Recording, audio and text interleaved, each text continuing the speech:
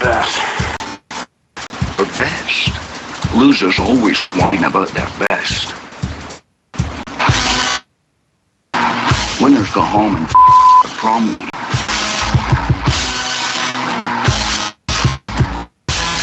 Welcome to the best soccer show. The best soccer show in the whole world. Here we go. Best soccer show. .com. Jason Davis Jared DuBois. Live Sunday nights. We're back, I guess. Again. We're back again. Tell a friend, something like that, right? Yeah, you can't really play it. Who was that song? I guess who's? Oh, it was Eminem, huh? Yeah, it's Eminem. I don't know. Listen, we two white boys on the show can't be doing no Eminem. That's really, really white. That's too. It's just too cliche. It's just too damn cliche. Speaking of that, I told you. Wait, say. Well, speaking of what? Are you gonna watch this Empire? You gonna watch that Empire? I don't know. I can't figure out if it's something good or not. I think I'm gonna wait till I hear some people talk about it a little bit, then find out, because I don't know. It could be good. It could be painfully bad. I'm not sure.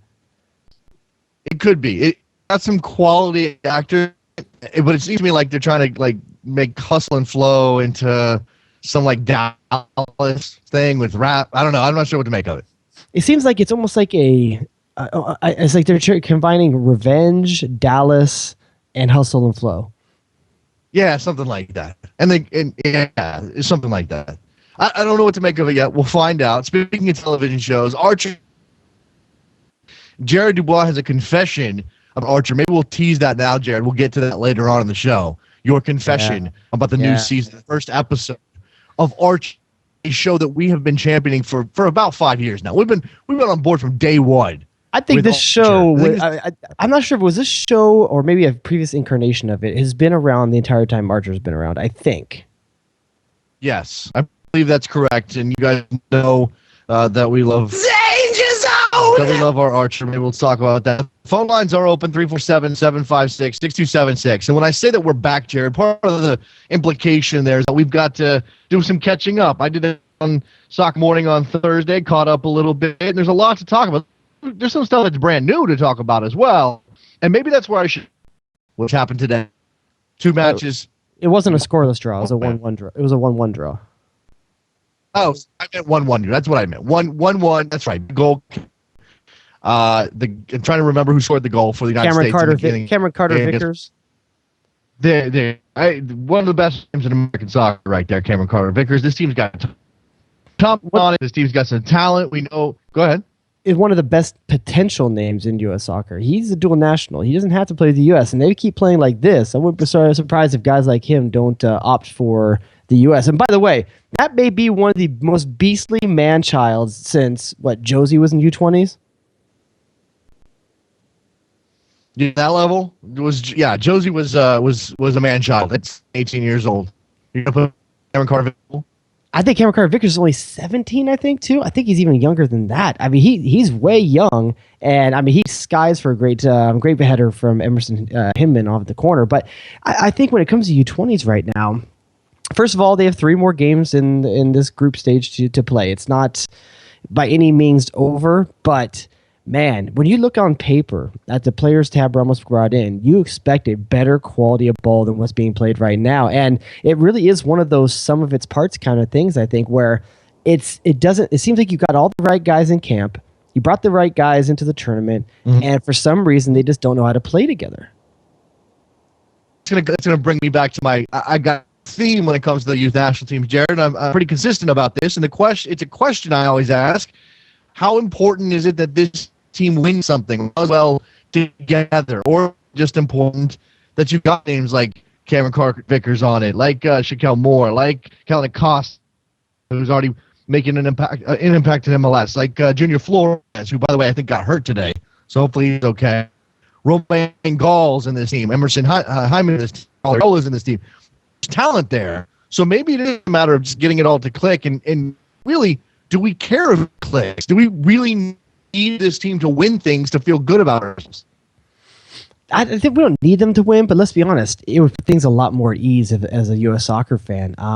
I think what's more disturbing is that I think some of the national team at the top level issues are you see at the lower leagues and lower levels as well, and that's the team can't seem to find an identity at any age group right now. When you think of the men's national team senior level, what is the identity of that team? Now, granted, I know that they are going through a new 4-year cycle, and some of these questions are going to be prevalent in most national teams at the beginning of a 4-year cycle. But even looking back 6-7 months ago, we didn't have that answer then either. And I think the U-20s and maybe even the U-23s, we'll see in the next year or so, we'll see if it's at that level as well, really, really is missing an identity. What is the U.S. playing style? I don't see what it is right now. Who's responsible for that, Jared? There's one man who's responsible for for drawing the thread through all of these teams, right? Through all of the senior team, the U-23, the U-20, U-17, all the way down to the baby boys. Who's responsible? Sepp Blatter. Yeah, he's responsible. We should be blaming Sepp Blatter. We should blame Emerson. No, one Jurgen Klinsmann. One Jurgi Klinsmann. Yes, one Jurgen Klinsmann. Now, I don't. It's 2 matches, as you said. There's a long way to go. I don't think can win their group now. It's going to be very difficult to do so. But they can still qualify for the World Cup, for the 20 Cup. Then I think we'll start skies falling nonsense.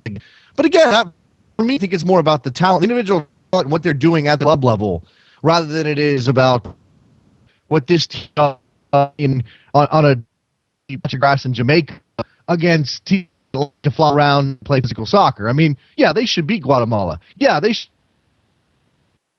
Am I going to buy up the U.S. soccer program? Because I don't think so.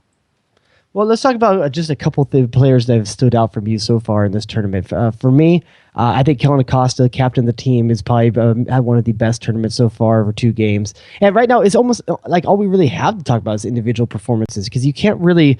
There's nothing positive really to say, I think, as from a team dynamic, but there's a couple guys I think have shown that they're worth. Kellen Acosta being one. I think Tommy Thompson has shown well, maybe as an individual, the bringing the team up to his level. Who stood up for you so far? Well, I haven't watched a second of it. But to be honest with you, coming out of the new year and some of the other stuff I've got going on. I just haven't had time to put my eyeballs on the U-20s, Jared. Plus, it's on Tommy Fox Thompson, Soccer too. How many people get that? Yeah, I mean, apparently Dish Network now has it in HD, so good for you, Dish Network people. I'm not one of you. So I've been watching it. And again, I mean, I'm not that informative in the end. And I guess I want them to do well because I want all U.S. teams to do well, but I don't necessarily have a sense that, living and dying with them the way I do with the senior team. Yeah, but I still want to go back to the fact that there's a disconnect here. And say what you will about the Caleb Porter U-23 team that didn't qualify for the Olympics last cycle. At least they had a playing style. At least you knew and you saw what he was trying to accomplish with that team. And you've seen it even follow him to the Portland Timbers. I don't see what style Tab Ramos is putting in place. And by that stretch, also Jurgen Klinsmann. No, this is something that we have yet to see really come through is some sort of coherent idea of what the United States is supposed to be at the senior level and then all the way down. And this is why I mentioned, who the guy responsible. The guy responsible is Jurgen Klinsmann, and I bring him up because he's the technical director, not just the head coach of the senior team. It's not like when Bob was in charge and you saw, maybe the U-20s didn't do so well, and you could sort of say, well, what does Bob really have to do with that? This is Jurgen Klinsmann's program. Figure it out. And I don't know. Again, you got Tab Ramos down there. He's supposed to be Jurgen Klinsmann's boy. I mean, you saw what happened with the shake-up at the coaching right before the World Cup, Jared, the coaching staff for the senior team. How much of that is into all of this? Yeah, I don't know. I'm kind of shocked that even to this day we don't have any statements from Martin Vasquez on what really went down. I mean, we're coming into the tournament of the World Cup. I think that was one of the things that all of us were thinking eventually in the near future was going to come out. Still, no word. And granted, that maybe come down to the fact maybe because Jurgen Klinsmann and him are still friends, and he just wants to do the right thing, and he's towing that line. And who wants to hire a guy if the last job you badmouth someone on the way out the door? So I kind of get it. At some point, I'm very anxious to find out what happened during that stretch run leading up to the World Cup, and hopefully we'll find out. But I don't know. In terms of coaching, it all falls back in Jurgen Klinsmann. It makes me wonder what's enough. What would be enough for force U.S. soccer's hand before the next World Cup? U.S. U-20s not qualifying for the U-20 World Cup. Okay, not much by itself. Now assume the U-23s misses another Olympics too under Klinsmann. This would be 2 that they'd miss under Klinsmann. Is that enough to start wondering? I think Jurgen Klinsmann has carte blanche for 4 years. I don't think there's much outside of missing the World Cup itself that would force their hand. And by that time, his contract's up anyway. Well, you would imagine that they would make a change ahead of a World Cup if qualifying going well. If still got a chance to qualify, much like Mexico did. Now, I think that if the U-20s missed the World Cup, the U-23s missed the Olympics, let's take the goal this summer. Let's say they don't make the final. I mean, I think that's where the United States can go to the Gold Cup final, lose to Mexico, and no one thinks that's a big deal. Especially since there's going to be that playoff for the Confederation spot. But if they don't make the final, that's really bad. There are some things I think could build up that the Gladi's hand might be forced. He can't take all those hits. I don't think they're going to happen. And I think you're right. For the most part, Klinsmann's going to have practical carte blanche. Speaking of practical carte blanche and Jurgen Klinsmann, and I'm going to say this before we get this roster, James, been called in Camp Strudel. I'm not so sure Jurgen Klinsmann has the logic portion of his brain. I think he's missing it. As evidenced by what? Just looking at this roster, and I know we always get up in arms, guys that we think should be called, guys that we think are deserving, that don't make rosters, and we wonder. He finally called in Gyasi Zardes. Yay, good job, Jurgen. Yeah. But where's Matt Hedges? And again, you look at this roster, Jared. You want to do our usual roster break? Well, let's do this real quick, though. Before you do that, let's do this real quick.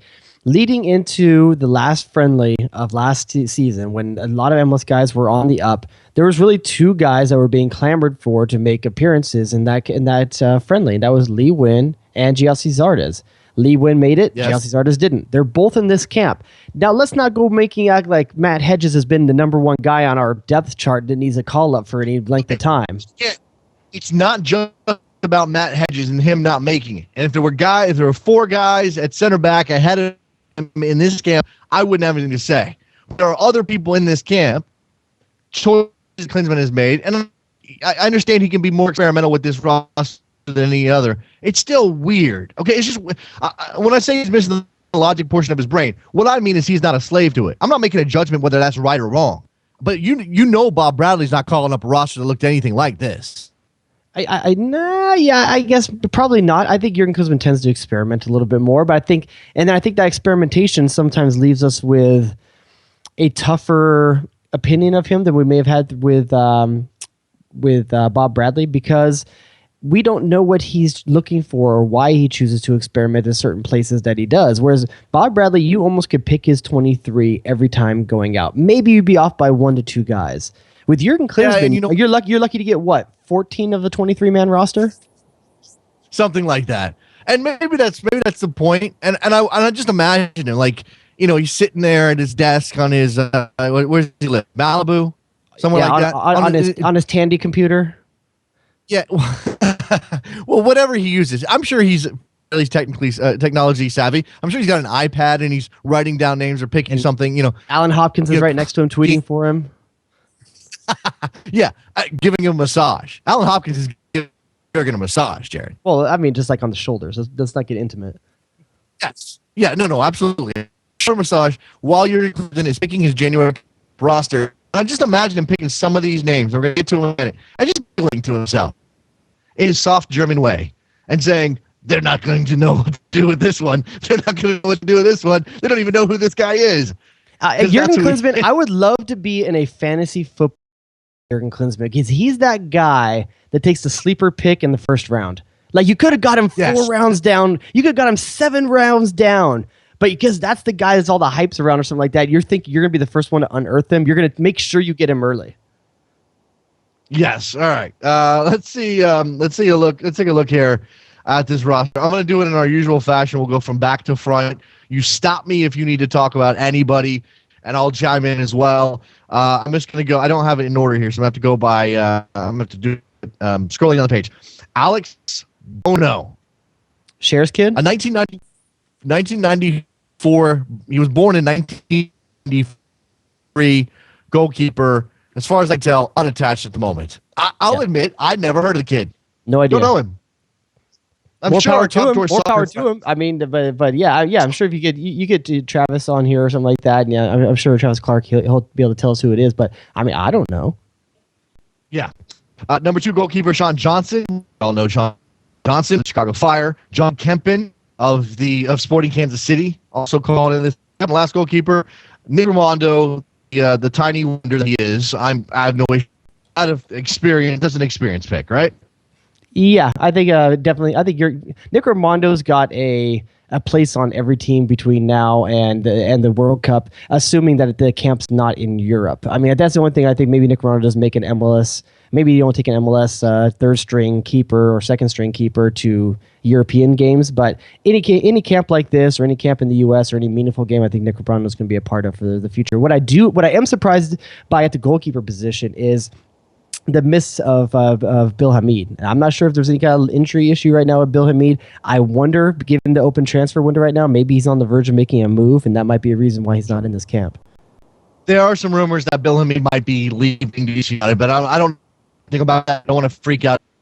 Yeah, well, you know what you've got. You know what you've got in Nick Raimondo, and he's obviously in the back end of his career. Bill, you're being potentially to be the guy behind Brad Guzan. I mean, in the near future. Considering his talent and his age. All right, let's do defenders here because we're starting interesting. We get to the actual positions.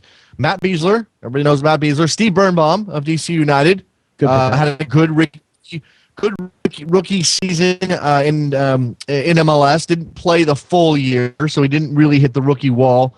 Kind of came in and stepped in after some injuries. Jeff Park went down with an injury and allowed Steve Birnbaum to make his name. I have no problem with that. I mean, he's a talented player, blah, blah, blah. And maybe what I'm come around to eventually is the youth of these guys is part of the reason that a name like Matt gets left out. Number 2, I'm just going to list here, Christian Dean from the Vancouver Whitecaps, who's 21 years old, didn't play much as far as I know, a talented player by all respects, but didn't do anything. Yeah, I think that's one of the most surprising names that came out of this. Christian Dean, obviously playing for Vancouver Whitecaps, who had a good defensive finish to the end of the year. Only 4 games played and 1 game started in 2014. So I'm not sure what Jurgen Klinsmann saw a lot of in the last year to bring up Christian Dean. No, nothing against the kid. I hope he's great. 6'3", he's a big guy.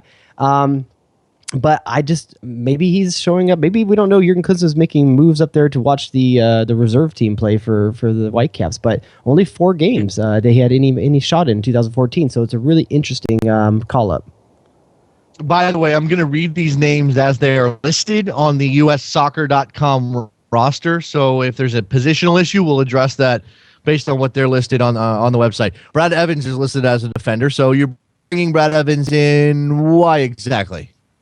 I think for Brad Evans, in a camp like this, you're not going to have all your European players in it. You may not have some of your biggest name players, even though he did bring quite a few. I think Brad Evans is the guy that you bring in that can be a leader for young guys. I mean, we haven't got to another one of the young guys that are in this lineup in the defense, but there's quite a few young guys in the team in general. I think you bring some veterans in, especially one like Brad Evans that can show whatever you want to say about Brad Evans. Is there a more consummate professional in MLS you can bring in? No. There's some guys that are on that level. He's of that high ilk, though. He's of that high ilk of professionals. Respected guy, 100%. I would put him in like the Todd Dunovit range, someone like that, someone that players kind of like respect, and he plays multiple positions. So I think there's a lot of reasons why you bring Brad Evans in, but I don't know that you're bringing him in because you think he's the future of the team, but it's that nice mix of veteran versus young and a guy that can help in a number of positions. All right, here we go, young. Shane O'Neill of the Colorado Rapids has been called into this camp. Talented player. So you're fond of that one. He is 21 years old at this point. Oscar Sorto, LA Galaxy. Now, explain this one to me, Jared, because what I can say about Shane O'Neill is that I've seen him play MLS. He's a pretty good player. He's got some talent. I'd like to see him developed. I can say the same about Steve. maybe I can even stretch and say Christian Dean. I can't say the same thing about Oscar Sorto. No, you can't. And let me just. I'll try to put some texture around this. Maybe help people understand why this pick might have been made. First of all, Oscar Sorto's a very highly touted right back for the most part for the LA Galaxy Los Dos. I mean, so let's not forget Jurgen Klinsmann lives here locally in Southern California. I'm sure he's seeing his share of Galaxy second tier team, the Los Dos, playing quite a bit. You would imagine, unlike Christian Dean, he's probably seen this player play quite a bit. And I can tell you that a lot of guys are saying Oscar Sorto is a very good up-and-coming fullback. In addition to that, he's a guy that is local to where the camp's going to be as well. So maybe bring a kid in, bring him, kind of get confidence check, see where it can be. And Jurgen Klinsmann has shown a prevalence to do that in the past. Bring a kid in early, one game. He probably won't see any minutes. That's usually his MO. He brings a kid in for camps, but they don't see any minutes. But the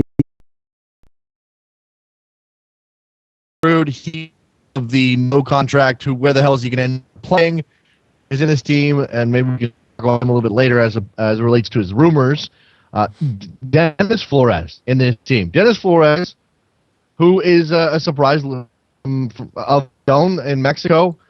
Any thoughts on that decision, Jared? I think it's a smart thing to. I think when Jurgen Klinsmann first took this job, he talked about the influx of Latin talent and the Latin style that he wanted to get into this team. It hasn't worked out that way, but I think he's still committed to trying to find some of that down the road. This season, only two appearances for Leon for Dennis Flores. So I think it's kind of par for the course for a few different picks you're seeing in this camp. And I think it's important for us to remember from time to time that this is Camp Cupcake.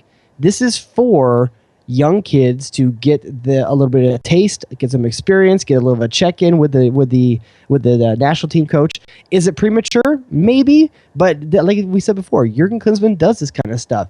Brings a guy in, does a little check.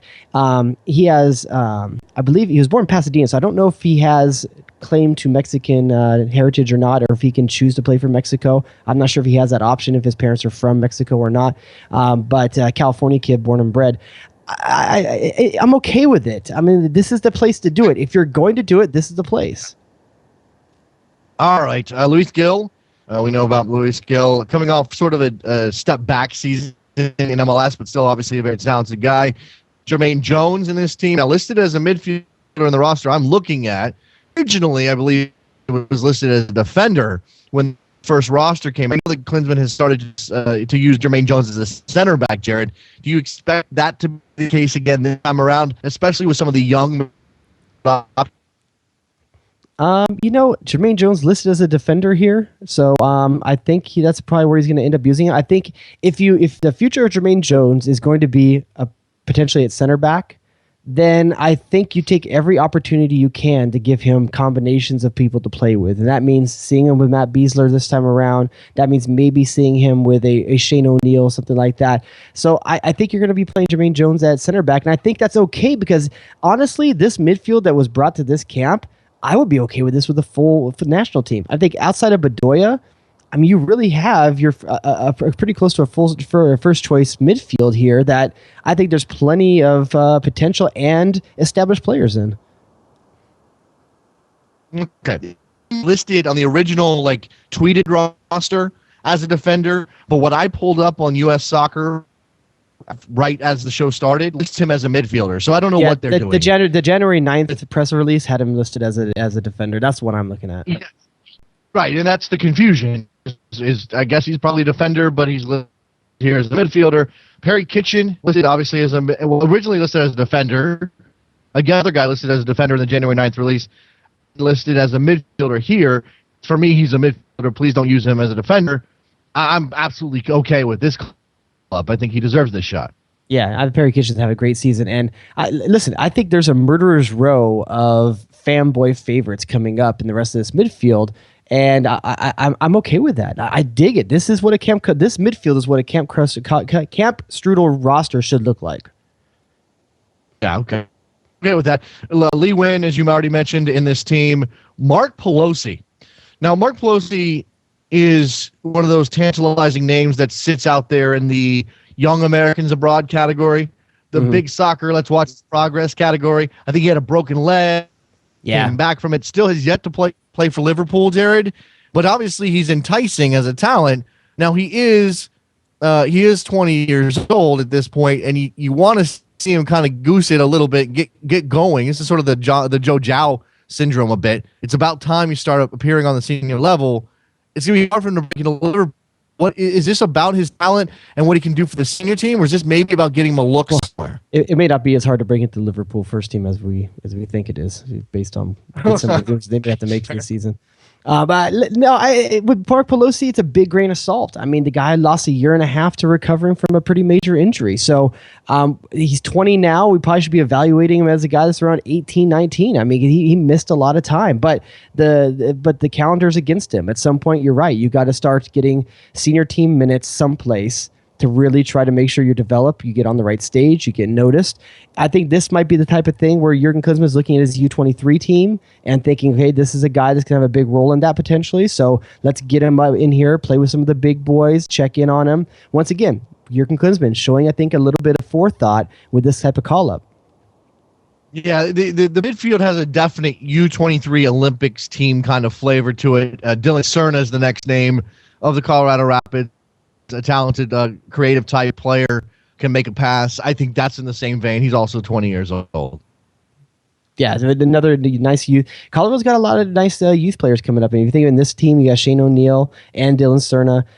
There's a couple of guys from Colorado that could be here as well that aren't here. Dylan Powers. I mean, they have some guys out there right now that are doing some fun stuff. And if you look, we have Breck Shea from Orlando also in this lineup, and then Will Trapp, another guy that could have huge U23 prominence. It could be a major player, and he's earned this. He's earned this straight out anyway, though. Will Trapp has earned this call up for sure. Yeah, Will Trapp, the other name, if you're going to call him Kitchen, I actually absolutely believe that Will Trapp deserves a look as well. Breck Shea's in this. He just signed with Orlando, Jared. It didn't go well at Stoke in England. Somebody said to me, Breck Shea has to be Jurgen Klinsmann, Jonathan Bourne. You buy that? He has to, for whose sake? But no, is he? Oh, you mean is that like he has blinders on when it comes to him? Absolutely, yes. Yeah, I can see Breck Shea having a little bit of that. At the same time, we've seen Breck Shea do things Jonathan Bornstein never could.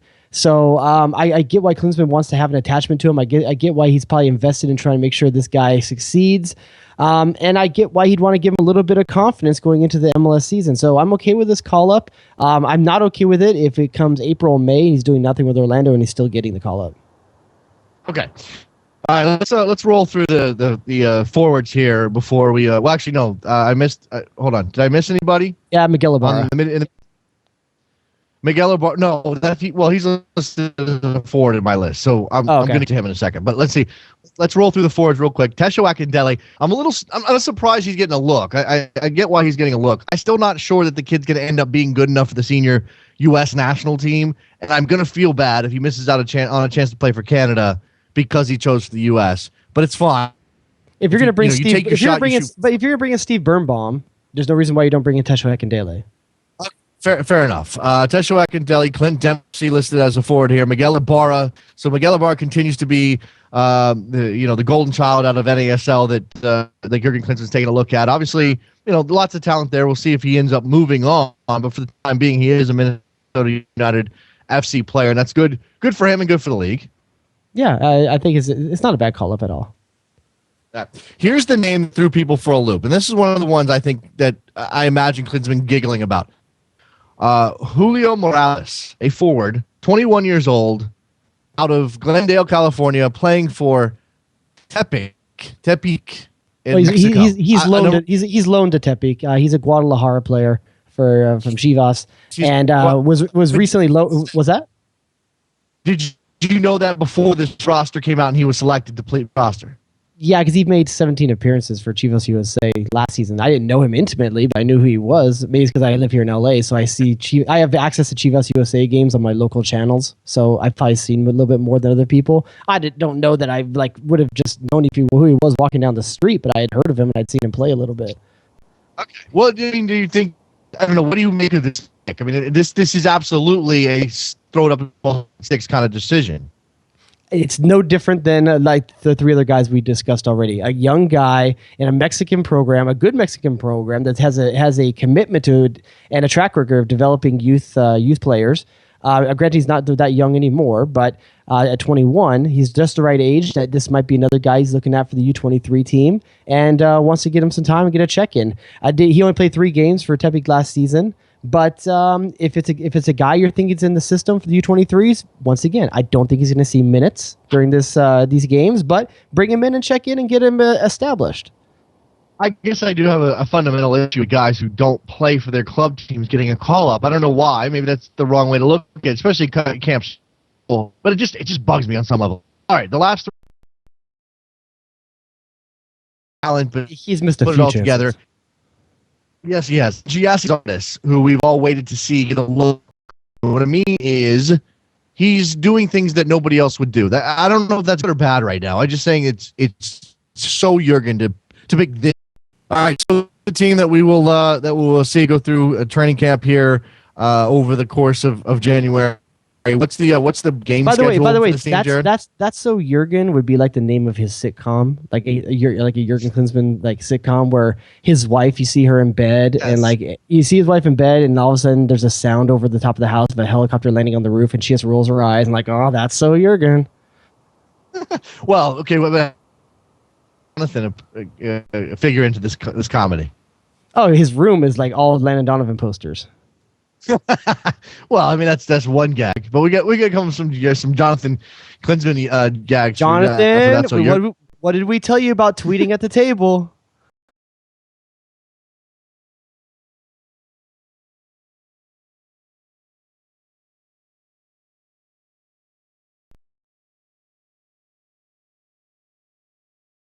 You're going to see these guys, and again, Jared, I think it's sort of easy to pick out the guys who want.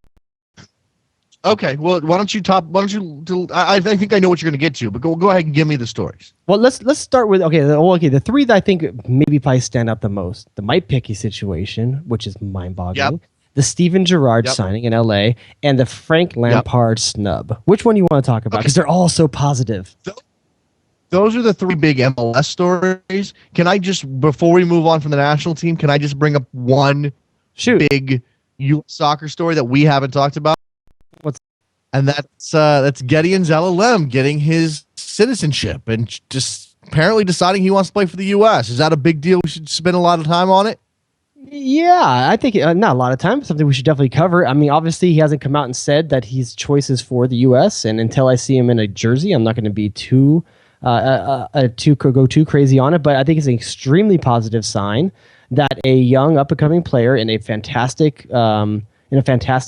squad is potentially going to play for the U.S. It's another. If you think about it, for Jurgen Klinsmann, he's 3 for 3, 4 for 4 on signing big name dual citizenship players that could have gone with a better team. Yeah, I want to see him appear for Arsenal, become a regular. I know he gets compared to Cesc Fabregas all the time, but let's just wait and see what he does before we get too excited about him being like the key to something for the U.S. Yeah, and at the same time, at 17 years old, we'll probably see him playing for a U20, U18 team before we see him really playing for the senior team. I would expect to see him with U20s if they qualify for the World Cup. Hopefully, we start seeing him participate in that team. If he's actually making Arsenal even bench rosters, you probably won't see him in that team much. But we'll see. It's down the road. I think it's a positive sign, but I'm not going to get my panties in a bunch about it right now. Okay, let's move on. I don't like to make a big in the summer. That's why it's number 1. Yeah, this is one of the straight up most I think. Man. Yes.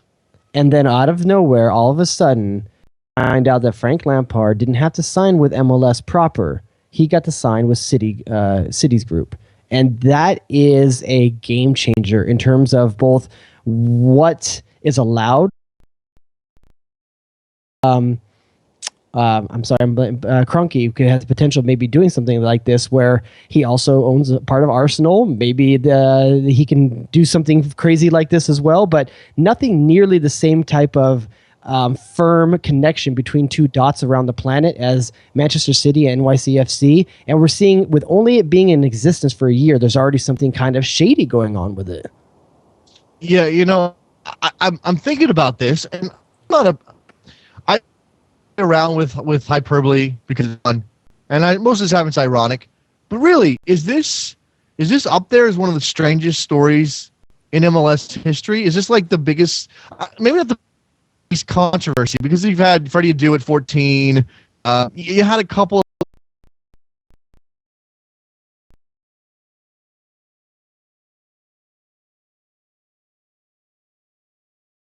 In terms of the negative stuff that MLS has had to deal with over the past 20 years, some of it's all making, some of it not. Is Frank Lampard and lie and he wasn't actually signed with us. He was signed with City's football group, and now he's going to play with City, and he wasn't really on loan, and he's not coming until July. Like, is this up there as the one top sort of bad black mark story in MLS history? Yeah, I think it's definitely up there, and what makes it so rough is that it could have been one of the best stories. It really could have, and it was one of the best stories up to 6 months ago. Because all of a sudden you're signing. If you think about it, MLS. Just the other day I was thinking about this. Has done an amazing job in terms of the profile of DP they've chosen to bring into the U.S. If you think about the top 4 to 5 EPL teams in the last 20 years, and the most prolific players of those teams, Frank Lampard of Chelsea, maybe Drogba only bigger, but definitely the heart of that team and the captain of that team. Steven Gerrard now with Liverpool. Of the last 20 years, no better player for Liverpool.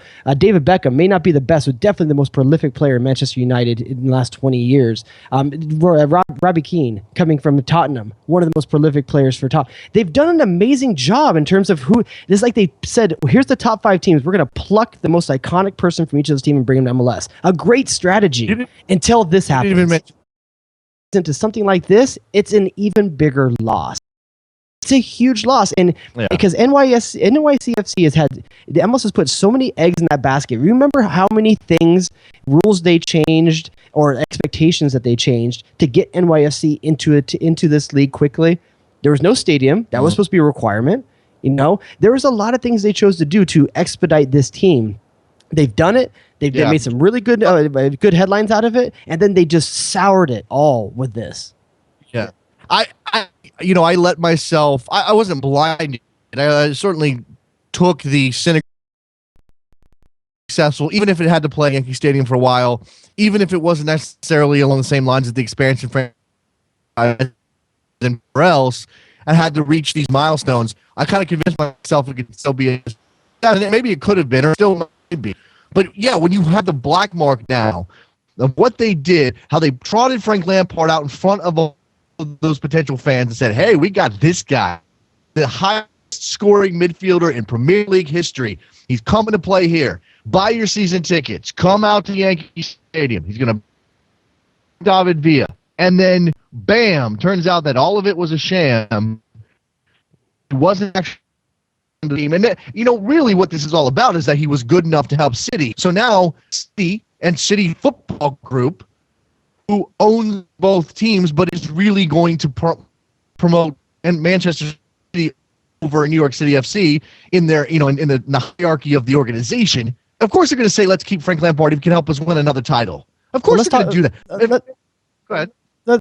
Damage control then. Do you even, if the deal can be made, do you try to just sell Frank Lampard to Manchester City in the summer and not even bring him here? Because do you really want to bring your premier DP in July into Yankee Stadium and have him be booed his first time his name gets announced? Yeah, it's going to be bad. Especially in New York. And let me say that unless he is on fire from the very do like booing, they do massive booing. When they want to boo, no one boos better than New York. Yeah, no, I understand that, especially because now they feel taken advantage of, and now you go ahead, piss off a New Yorker and see what happens. And now what do you do? And maybe it is the cut bait is the right decision. I don't know. I think Frank of course, wasn't with New York City FC, but whatever he thought he was doing, I think what happened is I'm good, guys. How are you? To be completely honest with you, I put very, very little on Frank Lampard. Because what is he supposed to do? Not play well? He's paid the due. And so, granted, I don't know how much say he had and whether or not, if City really thinks that the difference in getting a trophy and not getting a trophy this season is Frank Lampard, do they care if he says, guys, I kind of had this agreement to go to New York City? No, you have an agreement with us.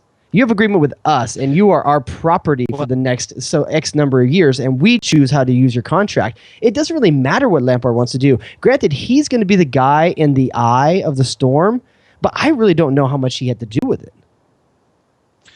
I think that he had some say. I mean, he could have said, guys, it's January 1's coming up. I had an agreement to go play in New York. Their season starts in March. I got to go. Going to do that? Who's going to like halfway through the job be like, I got to go do this thing in New York. I'll see you guys. Like, he's not going to do that. He's a professional. He obviously likes playing with that team. Pellegrini obviously trusts him and likes him. You're wanted there. You're in, you have a chance. Allowed to be different. And sure as not, maybe it wasn't the first one. That's what really scary to me. What if this isn't the first time this has happened in terms of how the players have been signed? It's just the first one we found out about because things went so wrong. Well, I mean, I think in practical terms, it doesn't matter then. It only matters if we find out. It only matters if it becomes a problem.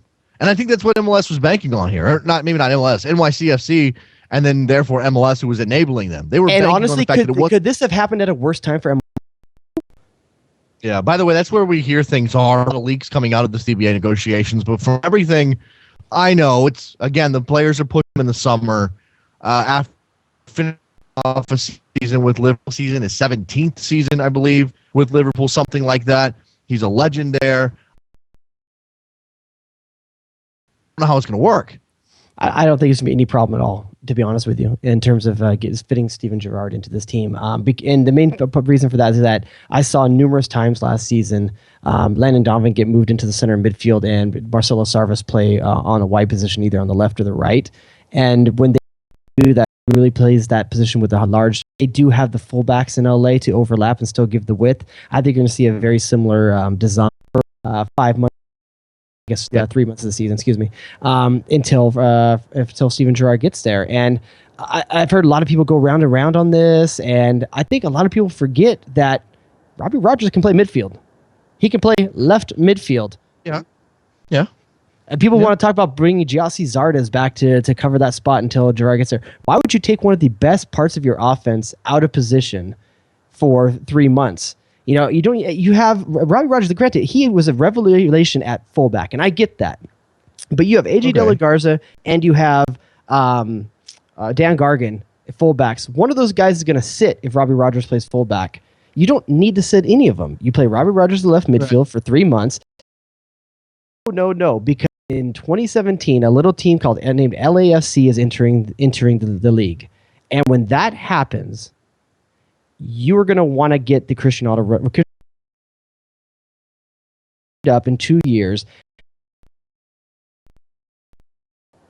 It's a good point. So I see what you're saying. They've created some maneuverability post Steven Gerrard, and certainly, you could imagine Robbie Keane might be done by then, or they could have sold an organization by then. So there's a couple of different options. I think the Steven Gerrard signing also shows what the Frank Lampard signing could have been. I don't think there's anyone anywhere saying the Steven Gerrard signing isn't good, or at least decent. There's no real bad side to this signing, unless he's older and may get injured. That's the only risk here. Yeah, and I think there's some people who question whether or not he has the legs to do a lot, but he's not going to have to. With Juninho and Sarvis in the midfield, he won't have to. Right. This is the point. And if he's not, if the MLS certainly doesn't play at the speed of the English Premier League. Now it's physical, and you wonder if he can handle that at his age. But certainly he knows how to play physical soccer. So it's just a matter of whether or not he can adapt quickly to the way that MLS plays. And if he doesn't have to do the legwork, and you have Juninho and Sarvis cleaning up messes for him, then he can be the one pulling the strings. Now, he's not going to play, he's not going to necessarily be David Beckham with those strings, but he can certainly set things up to allow Robbie Keane to be Robbie Keane to play off Gyasi Zardes the way that LA likes to. So, yeah, there's options there. Yeah, I like the signing. I think it's great. And like I said, it's another marquee name from one of the most storied teams of the EPL. And if you think about it, 7 years ago, we started using the DP. And in 7 years, they're 5 for 5 on the biggest EPL teams out there and the biggest stars in them. That's a fantastic track record. I would like to point out to our listeners that you were calling for, and I don't know if you were predicting it necessarily, but you certainly were saying, identifying a different English national team player who wears red, but not this one. This is not what you were I still think that Wayne Rooney would be a good signing for MLS, but he's younger than Steven Gerrard too. So I mean, maybe he's got years in front of him. He doesn't think he's time for him to make that move yet. But I still think Wayne Rooney will probably end up in the MLS at some point.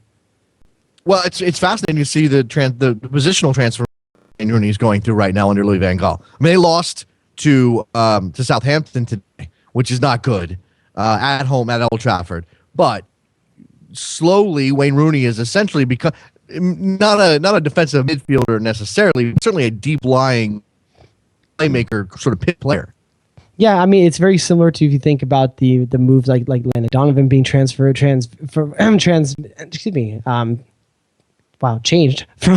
a forward into more of a midfielder. And I think there's certain things that a lot of players later in their careers end up I think really surprises me about it. We'll see if you ever MLS. Wait, so let's go to you that number 3. You don't watch U.S. national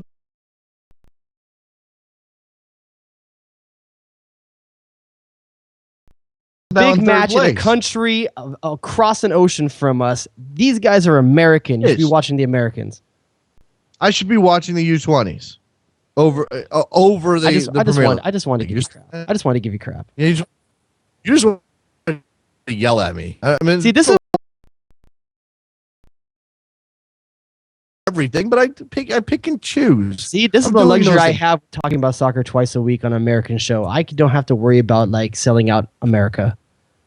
No, and I am still first and foremost an MLS guy. Let's get to that third MLS story that you identified. I really think we did them in order of bigness, with Lampard first, Gerrard second, and this one third. Although this is as shocking, I think it's Mike Petke getting his walking papers from the New York Red Bulls. New technical director Ali Curtis apparently has something different in mind. He's got a 300-page plan that he's written.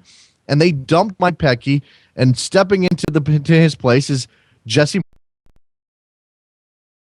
I don't think they have any idea how hard it's been to get the fans behind a leader at that club. How hard it's been for a New York fan, from Metro to Red Bull, to really have faith in something. And they finally achieved it, and it's gone. Yeah, this is a catch-22 situation for the Red Bulls. And let me replace him. They replace him with Ali Curtis. Now, you either have to pick somebody who is going to go with the status quo, big ideas, and really wants to put his stamp on the organization, and he's got a plan. And in that case, this is what happens. Ali Curtis comes in and goes, I want my guy. I don't want the previous guy's guy. I want my guy. And you're not my guy. Have fun. We'll see you later. Yeah, but it's such a huge risk. That you know about Jesse Marsch to make this move with this kind of confidence? What are you really getting in the difference between Mike Petke and Jesse Marsch? I don't know that that's reason to fire Mike Petke. And as you said, the difference, what you know about Jesse Marsch is very little. And there are reports out there, like this is how the way Curtis kind of framed it. I stand by my decision to let go of Mike Petke. I really wanted Jesse Marsch. He's our guy. He fits my plan. I really like him. I think he can be a great coach, blah, blah, blah. Okay, that's still bad from New York Red Bulls fan perspective. That's still that you dumped Mike Petke, the guy who brought it to a supporters. But at least you're justifying it on some level. Jesse Marsch fits my plan. The problem is the reports are out there that Valley and the Red Bulls contacted Greg Berhalter or Serena and like some other guy, some other currently employed MLS coach, maybe even Caleb Porter, before they hired Jesse Marsch. So really what you're saying is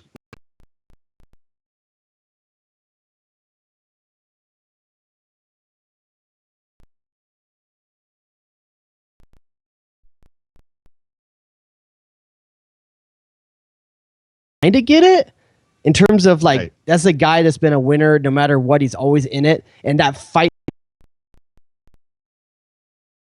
This is a guy I know his MLS career of. And it's kind of surprising to me that maybe just Jesse Marsch is a dude he knows and dudes he knows he can put confidence in. But that means he also plays against Mike Petke. He knows him as well. Maybe there's bad blood from when they were both players in this league.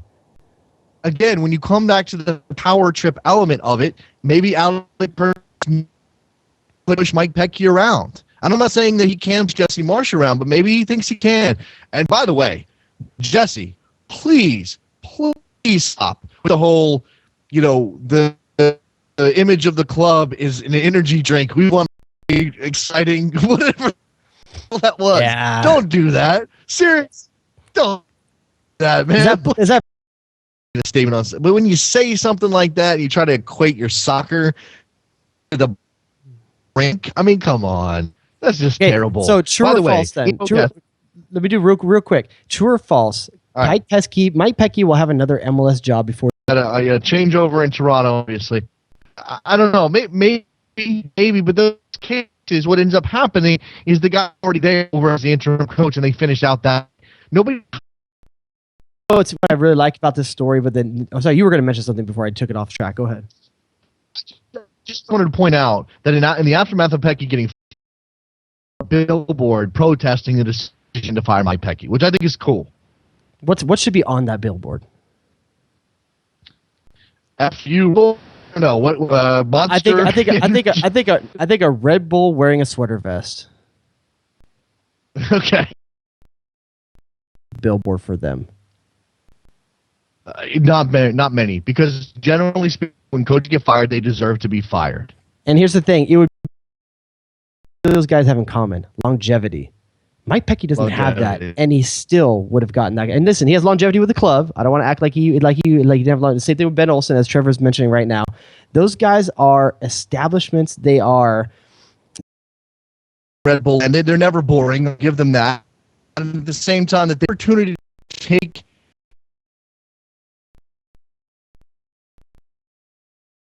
They screwed it up. The only team is the Cosmos because they re-signed Savarese, and they've got some stability, I suppose. Yeah, that's pretty sad when Cosmos looked like the best team in New York. Okay, let's do some rapid. We're in overtime, some extra time here on the Best Soccer Show on our comeback, our first show of the year. So let's do a quick little rapid fire thing here. 2 rumors. One, Mixed Discrude to NYCFC, although I think the more interesting story, Jared, is the way Mixed Discrude addresses said rumors on Twitter. I can't understand how he addresses them on Twitter. It's like he's excellent stuff. Like, you guys think you know, but you don't know. Yeah, words. Like, I'm not usually a fan of media people that I'm not a fan of PR companies that do social media for players, but Discord needs one. He needs someone to take the phone in hand. Yeah, okay. Josie out the rumor to be coming back to MLS. The Red Bull, when they passed, are going to be playing in Canada, and that's not a slight against Canada, but it's not a good use of their value in media. I just don't understand. But listen, if you're Toronto, you're a Canadian club playing in a cross national league. But how many Canadians are going to buy tickets to watch Josie Altidore? The Canadians who want to see a win. If you win games and Josie Altidore helps you win games, anyone buys tickets for a winning team. Anybody buys tickets for a winning team. Right. How many people are going to buy tickets for Josie Altidore if they're not winning? None. But they're the only ones willing to pay what Josie Outdoor's asking. I think Adebayor is a better sign for TFC because they're paying him $6 million a year that nobody else was going to pay him. Josie EPs. I mean, right now, if let's say all things being equal, Portland sounds like they may be willing to pay the money for Josie, but their allocation number is lower. But that didn't matter last summer when Jermaine Jones came to town. Okay, fair enough. All right, let's wrap this up because they're the last two. Oh, we got DeAndre Gedlin. Real quick, is Josie Altidore, in your opinion, worth Dempsey Bradley money? No. Okay, but that's what he's asking for. If you believe the rumors. No, I know. Yeah. Well, I mean, he can ask for all he wants. If he gets it, more power to him. Then that's somebody that's on the team paying him. I'm not gonna get upset if somebody steps up and gives him $6 million. I'll say he's not worth that much money, but more power. He does have a marketability in the U.S. I don't know how much, but yeah, he hasn't scored goals for a year. I just think you would sell more Josie Altidore. You'd sell more Josie Altidore jerseys if it was an American team. You sure you would, and that may be a sad thing if you don't have the jerseys. And in the end, it's all about who's willing to pay him. And right now, apparently, the TFC is willing to pay him. I don't know what Portland was willing to put. Last thing, Jared, the season of Archer. It's season 5. They're back. What do you think? So I didn't watch it Thursday night because I worked like really early. I started to go to work like at 4 a.m. I get home Friday. I got the kids. They're off doing stuff, playing with Christmas toys and stuff like that. I sit down, start watching Archer. I fell asleep 3 different times during it. I didn't. I can't. I know I let you all down. I let myself down. And it's not a statement on the episode. It's a statement on how tired I was when I got home from work. What I saw, I liked. Okay. What did you think? All right. Damn, dog. In a props. I will say that I respect the reboot, like the resetting of everything and going back to the original ISIS after to the old offices and Cheryl being in charge of the renovations of the building. And I don't know. I thought the whole thing was pretty funny. I thought that part was.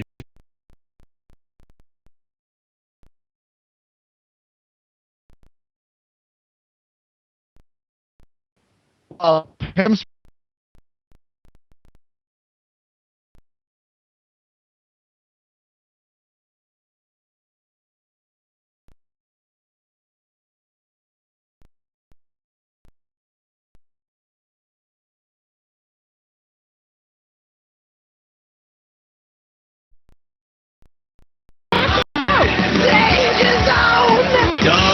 Hello.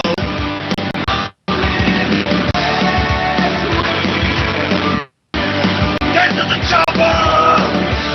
Oh, it's incredible!